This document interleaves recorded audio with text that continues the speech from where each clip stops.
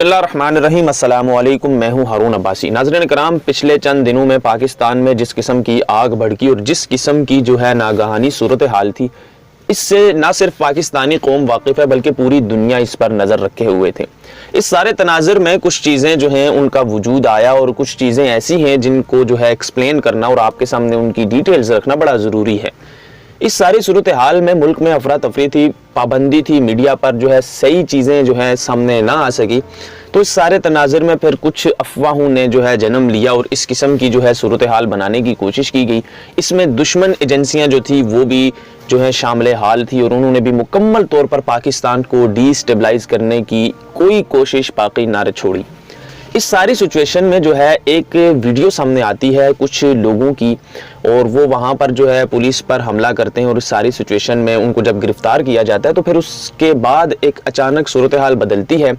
कुछ video social media पर गर्दिश करती हैं, फ़ौज की वर्दी पहने हुए फ़ौज का जो है जवान अपने आप को बताते हुए कुछ सिपाही ये कहते हैं कि अगर तो आर्मी चीफ साहब ने वज़ीर आज़म इमरान खान साहब को ना हटाया या वज़ीर आज़म इमरान खान साहब को लगाम ना डाली, और कुछ ने ऐसा जिक्र किया कि वज़ीर आज़म इमरान खान साहब और शेख रशीद साहब को पट्टा ना डाला गया तो फ़ौज में बगावत हो जाएगी। मैं चाहता हूँ मैं आपको वो शॉर्ट सा क्लिप भी सुनवा दूँ, लेकिन मैं आपको पहले उसकी डिटेल्स बताना चाहता हूँ कि इस सारी सिचुएशन में जब ये इस किस्म की वीडियो सामने आई तो फिर पुलिस ने रिसर्च की इस सारी सिचुएशन में और इस्टेब्लिशमेंट और इंटेलिजेंस जो इदारे हैं उन्होंने रिसर्च की तो पता ये चला कि ये सारी वीडियोस जो हैं इसमें ज़्यादा तादाद जो हैं वो हैं भारत से ये रिलीज़ की गई हैं। क्योंकि ये एक आम इंसान के लिए जो है गैर मामूली बात है, लेकिन ख़ास तौर पर एक सहाफ़ी के लिए इस पर खामोश रहना और रिसर्च ना करना मैं समझता हूँ बेवकूफ़ी थी। इसीलिए कुछ चीज़ें सामने आई और फिर पता ये चला कि ये जो 5 के तकरीबन वीडियो रिलीज़ हुई थी जिसमें से जो 4 थी उनका ताल्लुक भारत से था और वो भारत से रिलीज़ की गई थी।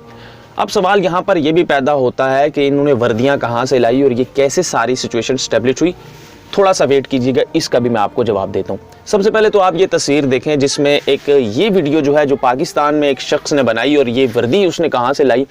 और जब ये वर्दी पहन के उसने वीडियो बनाई तो उसको फौरी गिरफ्तार कर लिया गया। बाकी कुछ ऐसे, ये एक वीडियो जो चल रही है आपकी स्क्रीन पर, ये एक ऐसी वीडियो थी जिसमें जो है ये जो मास्क लगा एक शख्स था जिसने पाक फौज की वर्दी पहनी हुई है, इसका नाम जो है उसका टैग उतार दिया गया था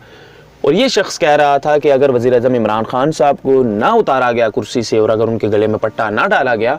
तो जो है फ़ौज में बगावत हो जाएगी। इस वीडियो का ताल्लुक जो था वो भारत से उन्होंने रिलीज़ की थी। अपने ट्विटर अकाउंट में एक भारतीय शहरी जो पाकिस्तान का नाम यूज़ कर रहा था, पाकिस्तान में अफरा तफरी फैलाने के लिए जो उनके अकाउंट से उससे रिलीज़ की गई और शो ये करवाया गया ये पाकिस्तानी शख्स हैं।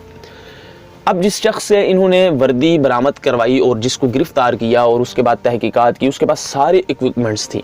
वो जो है पाकिस्तान में जो है खुफिया एजेंसियों के लिए काम करता था, जो बैरूनी ताकतें हैं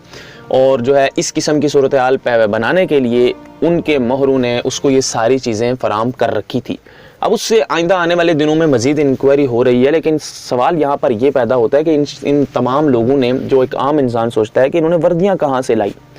तो इसका जवाब बड़ा सिंपल ये है कि जब किसी भी किस्म की फ़ौज होती है, जो भी किस्म की मामलात होते हैं, तो उसकी वर्दी किसी आम इंसान को पहनना कोई मुश्किल बात नहीं है, कोई बड़ी बात नहीं है। हमारे यहाँ ड्रामाज़ में, फिल्म्स में जो है इस किस्म की वर्दियाँ पहनाई जाती हैं। फिर भारत में जो चीज़ें शूटिंग होती हैं पाकिस्तानी वर्दी वहाँ पर पहनी जाती है। तो फ़ौज का जो लिबास है, जो इस किस्म की एजेंसियाँ होती हैं, जो बैरूनी ताकतें होती हैं, जिस मुल्क को डिस्टेबलाइज करना हो, तो उनके पास फ़ौज की उस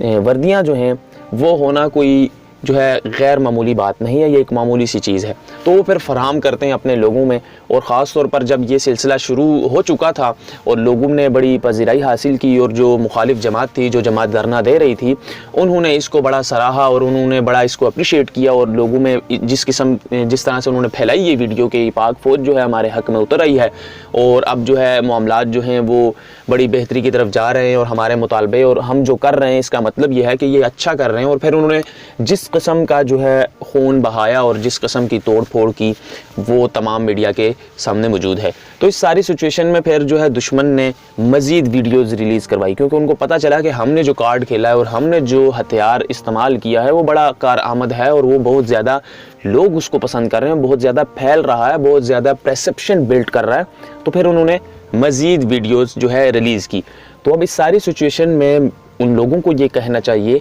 कि जिन्होंने इसको शेयर किया और जिन्होंने इसको सच समझ के लोगों तक फैलाया वो कम से कम जो है अल्लाह के हुजूर माफ़ी मांग लें ताकि वो इस गुनाह कबीरा से निजात हासिल कर सकें। तो ये सारी सिचुएशन है। मुल्क और कौम का जो है नुकसान करने वाली जो क़ुव्वतें होती हैं वो इस किस्म के हरबे इस्तेमाल करके